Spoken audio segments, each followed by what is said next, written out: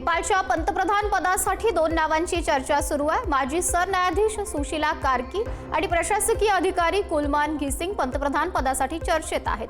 Online पोलमध्ये Karki यांच्या नावाला जास्त मतं मिळाली आहेत, तर तरुणांकडून कुलमान घिसिंग यांच्यासाठी आग्रह आहे। भ्रष्टाचाराविरोधात बोलणाऱ्या प्रामाणिक आणि स्पष्ट वक्ते अशी 73 वर्षीय कार्की यांची ओळख आहे, तर नेपाळला लोड शेडिंग मुक्त करणारे प्रामाणिक कार्यक्षम अधिकारी अशी घिसिंग यांची ओळख आहे। कार्की यांनी वाराणसीच्या बनारस हिंदू विद्यापीठातून शिक्षण घेतलंय, तर घिसिंग जमशेदपूरच्या NITचे पदवीधर आहेत। नेपाळची राजधानी काठमांडूमध्ये सैनिकांनी रस्त्यावर पहारा देत नागरिकांना घरात राहण्याचे आदेश दिलेत। हजारो नागरिकांनी मागील 3 दिवस संपूर्ण देशात जाळपोळ आणि आंदोलन केली आहेत। हजारो निदर्शकांनी सरकारी इमारतींवर हल्ला करून त्यांना आग लावली आहे। पोलिसांनी कर्फ्यू लागू करत परिस्थिती नियंत्रणामध्ये आणण्याचा प्रयत्न केला। मागच्या 3 दिवसापासून नेपाळ पेटलेलं होतं। अनेक राजकीय नेत्यांनाही मारहाण झाली आहे। या संपूर्ण परिस्थितीत नेत्यांनी घरं सोडून सुरक्षित स्थळी पळही काढलाय। नेपाळमध्ये अशांततेमुळे काठमांडूत लष्कर तैनात करण्यात आलेत। नेपाळची राजधानी काठमांडूमध्ये सध्या तणावपूर्ण परिस्थिती आहे। सरकारनं संसदेच्या मार्गावर लष्करही तैनात केलंय। देशात सुरू असलेलं आंदोलन आणि अशांततेमुळे हा निर्णय घेतला गेला। गेल्या काही दिवसांपासून नेपाळमध्ये भ्रष्टाचार, वाढती बेरोजगारी आणि सोशल मीडियावर सरकारनं घातलेल्या बंदीच्या विरोधात मोठ्या प्रमाणावर निदर्शनं सुरू आहेत। हे आंदोलन इतकं हिंसक झालंय की संतप्त जमावानं सरकारी इमारती आणि नेत्यांच्या घरांवरही हल्ले केलेत, तर काही ठिकाणी जाळपोळ आणि तोडफोडही करण्यात आली आहे। नेपाळच्या आंदोलनावेळी तब्बल 18 तुरुंगही फोडले गेलेत, त्यातील सुमारे 6000 कैदी पसार झालेत। नेपाळमधील KP शर्मा ओली सरकार पत्त्याच्या बंगल्याप्रमाणे कोसळलंय, तर जेनझेने भ्रष्टाचारासाठी जबाबदारी निश्चित करण्याची आणि 26 सोशल मीडिया प्लॅटफॉर्मवरील बंदीची मागणी केली आहे। आंदोलकांनी नेत्यांच्या घरांवर हल्ले केले आणि काठमांडूतील बानेश्वर येथील संसद भवनात घुसून इमारतीला आग लावली आहे। आंदोलनादरम्यान नेपाळमध्ये 18 तुरुंग फोडले गेलेत, तर 6000 कैदी फरार झालेत। या मोठ्या जेल ब्रेकच्या घटनेनंतर केंद्रीय गृह मंत्रालयानं बिहारच्या नेपाळ सीमेवर हाय अलर्टही जारी केलाय। पश्चिम बंगालमधील पाडीतांकी नेपाळ ऑइल कॉर्पोरेशनचे 15 तेल टँकर नेपाळमध्ये प्रवेश करण्यासाठी थांबलेत। नेपाळमध्ये सुरू असलेल्या आंदोलनामुळे आणि तणावामुळे हे टँकर भारत नेपाळ सीमेवरच आहेत। या टँकरमधून नेपाळला इंधनाचा पुरवठा केला जातो, त्यामुळे या विलंबामुळे नेपाळमध्ये इंधनाचा तुटवडाही निर्माण होण्याची शक्यता। तर काही दिवसांपूर्वी याच सीमेवर आंदोलकांनी दगडफेक करत कार्यालयांना आग लावली होती, त्यामुळे सुरक्षेच्या कारणास्तव सीमेवरून वाहनांची वाहतूकही थांबवण्यात आली आहे। नेपाळमध्ये अडकलेले भारतीय नागरिक मायदेशी परतण्याच्या प्रतीक्षेत आहेत। काठमांडू विमानतळावर परतण्याच्या विमानांची वाट पाहत असताना अनेक पर्यटक भावनिक झाल्याचंही दिसून आलंय। हिंसक आंदोलक आणि खराब वातावरणामुळे पर्यटन नेपाळमध्ये अडकून पडले होते। अनेक दिवसांपासून ते मदतीची वाटही पाहत होते। अखेर त्यांना मायदेशी परतण्याची संधी मिळाल्यानं त्यांच्या चेहऱ्यावर आनंद आणि समाधान स्पष्ट दिसते। भारतीय दूतावासाच्या मध्यस्थीनं अनेक पर्यटकांना भारतामध्ये आणलं जातंय।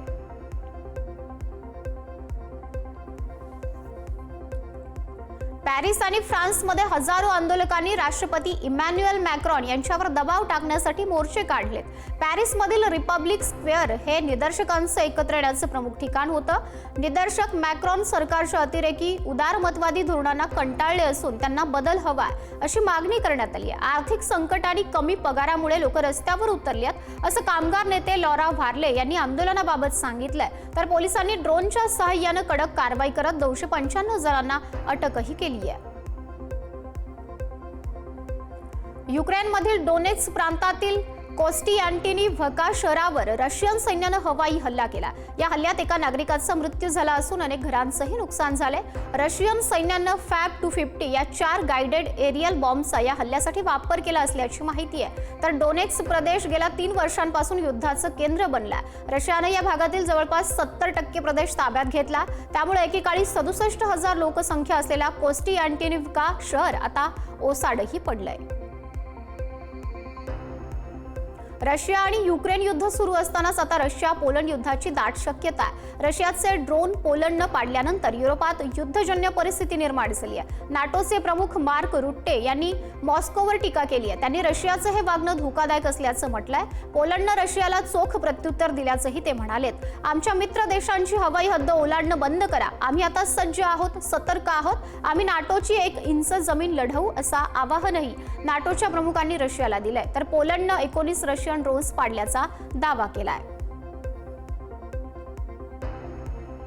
गेल्या 72 तासांत इस्रायलनं 6 देशांवर हल्ले केलेत। यामध्ये गाझा, सिरिया, लेबनॉन, कतार, येमेन आणि ट्युनिशिया या देशांचा समावेश आहे। या हल्ल्यामध्ये 200हून अधिक लोकांचा मृत्यू झाला, हजारोहून अधिक नागरिक जखमी झालेत। तर अमेरिकेचे राष्ट्राध्यक्ष डोनाल्ड ट्रम्प यांनी यावरून इस्रायली पंतप्रधान नेतन्याहू यांच्यावर नाराजी व्यक्त केली आहे। तर नेतन्याहू यांनी या हल्ल्याची तुलना 9/11च्या हल्ल्यानंतर अमेरिकेच्या कारवाईशीही केली आहे। त्यावेळी अमेरिकेनं जे केलं होतं तेच इस्रायलनंही केल्याचं नेतन्याहूंनी म्हटलंय।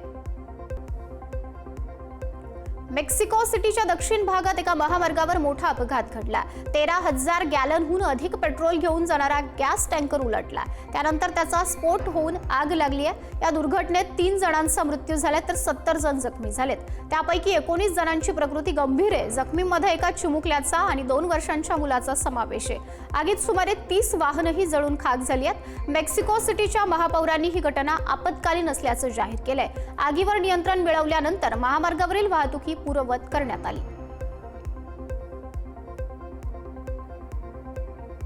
बॉस्निया आणि हर्जेगोव्हिनामध्ये अनेक दिवसांपासून सुरू असलेल्या मुसळधार पावसानं नद्या दुथडी भरून वाहतात। त्यामुळे अनेक भागांत पूरही आलाय। प्रशासनानं रेड अलर्ट जारी केलाय। ट्रेबिन्जे आणि पूर्व हर्जेगोव्हिनामधील काही शहरांतील रस्ते पाण्याखाली गेलेत, तसंच अनेक घरांमध्ये आणि भूमिगत गॅरेजमध्येही पाणी शिरलंय। हवामान खात्यानं दिलेला रेड अलर्ट अजूनही लागू आहे, कारण पाऊस आणखी वाढण्याची सुद्धा शक्यता आहे।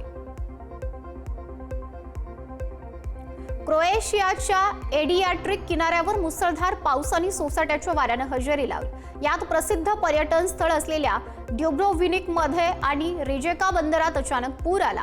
ड्युब्रोव्निकच्या जुन्या शहरातील अनेक रस्ते पाण्याखाली गेलेत, तसंच रिजेका शहराच्या मध्यवर्ती भागात अनेक दुकानांमध्ये पाणी शिरलंय। रिजेकामध्ये एका तासात 88 मिलीमीटर पाऊस पडल्याची नोंद झाली आहे। दरम्यान हवामान खात्यानं रेड अलर्ट जारी केला, त्यामुळे काही ठिकाणी रस्ते बंद होण्याची शक्यता आहे, तर पूर येण्याचा इशारा सुद्धा दिला गेलाय।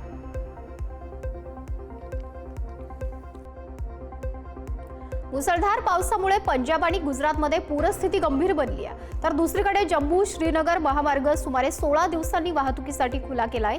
गुजरातच्या बनासकांठासह 3 जिल्ह्यांमध्ये गेल्या 2 दिवसांत मोठ्या प्रमाणात पाऊस कोसळला। या अतिवृष्टीमुळे वाव, थराद आणि सुईगाम तालुक्यामध्ये पूर आलाय। या तिन्ही तालुक्यातील शेकडो गावांमध्ये 5 फुटांपर्यंत पाणी साचलं असून बचाव कार्य सुरू आहे। राज्यातील 2000हून अधिक गावांमध्ये पुराचं पाणी साचलंय। या पार्श्वभूमीवर केंद्र सरकारनं पंजाबसाठी 1600 कोटींच्या आर्थिक मदतीची घोषणाही केली आहे। तामिळनाडूतील नामाक्कल जिल्ह्यात झालेल्या मुसळधार पावसानं जनजीवन विस्कळीत झालंय। जोरदार पावसानं अनेक भागांमध्ये पाणी साचलंय। याच पावसामुळे कंदीपड्डूर येथील एका सरकारी शाळेतही मोठ्या प्रमाणात पाणी शिरलंय। त्यामुळे विद्यार्थ्यांना अनेक अडचणींचा सामना करावा लागतोय। शाळेच्या आवारात आणि वर्गामध्ये गुडघाभर पाणी साचलंय। त्यामुळे विद्यार्थ्यांना शाळेत ये-जा करणं कठीण झालंय। शाळेच्या प्रशासनानं तातडीने परिस्थिती नियंत्रणात आणण्याचे प्रयत्न सुरू केलेत, मात्र पाण्याचा निचरा होत नसल्यानं अडचणी वाढतात। तेलंगणातील विकाराबाद जिल्ह्यातील तांदूर इथं युरिया खत मिळवण्यासाठी शेतकऱ्यांनी पावसातही लांबच लांब रांगा लावल्या। येथील वितरण केंद्राबाहेर मोठ्या संख्येने शेतकरी खताच्या एका गोणीसाठी कित्येक तास थांबल्याचं दिसलं। सध्या राज्यात पेरण्या सुरू असून शेतकऱ्यांना युरिया खताची तातडीने गरज भासतीये, मात्र मागणीनुसार पुरवठा होत नसल्यानं शेतकऱ्यांना अनेक अडचणींचा सामना करावा लागतोय आणि त्यातच पाऊस सुरू असताना सुद्धा शेतकरी रांगेत उभे असल्याचं चित्र पाहायला मिळतंय। या परिस्थितीमुळे शेतकऱ्यांमध्ये नाराजीचं वातावरणही आहे। काँग्रेसच्या माजी अध्यक्ष सोनिया गांधी यांना दिल्लीच्या राऊस अव्हेन्यू कोर्टाकडून मोठा दिलासा मिळाला। मिळालाय। कोर्टानं गांधी यांचं नागरिकत्व न घेता मतदार यादीत नाव समाविष्ट केल्याबद्दल चौकशीची याचिका फेटाळली आहे। तसंच FIR करण्याची मागणीची याचिकाही फेटाळली आहे। सोनिया गांधींनी 30 एप्रिल 1983 रोजी भारताचं नागरिकत्व मिळवलं होतं, तर 1980च्या मतदार यादीत त्यांचं नाव समाविष्ट होतं असा दावा याचिकेमध्ये करण्यात आला होता। तसंच 1980 मध्ये सोनिया गांधींचं नाव मतदार यादीत कसं समाविष्ट झालं असाही प्रश्न याचिकेमध्ये विचारण्यात आला होता। तामिळनाडूमधील PMK पक्षाचे संस्थापक S. रामदास यांनी मुलाची पक्षातून हकालपट्टी केली आहे। रामदास यांनी अण् बुमनी रामदास यांची पक्षविरोधी कारवाई करत असल्यानं पक्षातून हकालपट्टी केली आहे। पक्षाच्या शिस्त पालन समितीच्या शिफारशीनुसार हे पाऊल उचललं गेलंय। अंबुमणीला 2 वेळा आपलं मत मांडण्याची वेळ देण्यात आली होती, मात्र त्यानं मौन राहत सर्व आरोप मान्य करत असल्याचं दर्शवलं। तर S. रामदास यांनी अण् बुमनी राजकारण करण्यास अयोग्य असल्याचं म्हटलंय। तसंच तो PMK पार्टी संपवण्याच्या मार्गावर असून त्याच्यासोबत कोणीही संबंध ठेवू नये असंही म्हटलंय। इस्रायलने कतारवर केलेल्या हल्ल्याचा पंतप्रधान नरेंद्र मोदींनी निषेध केलाय। मोदींनी एक्सवर पोस्ट करत हा निषेध केला।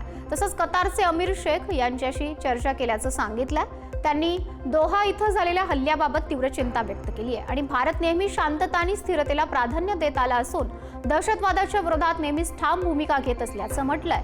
तर कतारची राजधानी दोहा इथं इस्रायली लष्करानं मंगळवारी हल्ला केला होता। तसंच हमासच्या नेतृत्वाला लक्ष्य करण्यासाठी हवाई हल्ला केल्याचं इस्रायली सैन्यानंही सांगितलं होतं। उद्या सेबीच्या संचालक मंडळाची महत्त्वपूर्ण बैठक होणार आहे। यात अनेक नियामक सुधारणांवर चर्चा होण्याची शक्यता। या बैठकीत बाजाराला अधिक सुरक्षित आणि पारदर्शक बनवण्यासाठी काही महत्त्वाचे निर्णय घेतले जाण्याची शक्यता। तसंच शेअर बाजारातील व्यवहार, गुंतवणूकदारांचे हित जपण्यासाठीचे नियम आणि नवीन तंत्रज्ञानाचा वापर यांसारख्या विषयांवर चर्चा होण्याची शक्यता आहे। तर सेबीने महत्त्वपूर्ण सुधारणा जाहीर केल्या तर त्याचा परिणाम शेअर बाजारावर दिसू शकतो। यामुळे बैठकीकडे गुंतवणूकदारांचं लक्ष लागलंय। केंद्रीय मंत्री नितीन गडकरी यांनी वाहन उद्योगाला एक महत्त्वपूर्ण आवाहन केलंय। त्यांनी नवीन वाहन खरेदी करताना जुन्या वाहनाचे स्क्रॅपेज प्रमाणपत्र सादर करणाऱ्या ग्राहकांना अतिरिक्त सूट देण्याचा विचार करावा असं म्हटलंय। गडकरींच्या मते हा उपाय जुनी आणि प्रदूषणकारी वाहनं रस्त्यावरून हटवण्यासाठी प्रोत्साहन देईल। यामुळे प्रदूषण कमी होण्यास आणि रस्ते सुरक्षा सुधारण्यास मदत होईल। तर गडकरींच्या या आवाहनावर वाहन उद्योगाकडून सकारात्मक प्रतिसादही अपेक्षित आहे।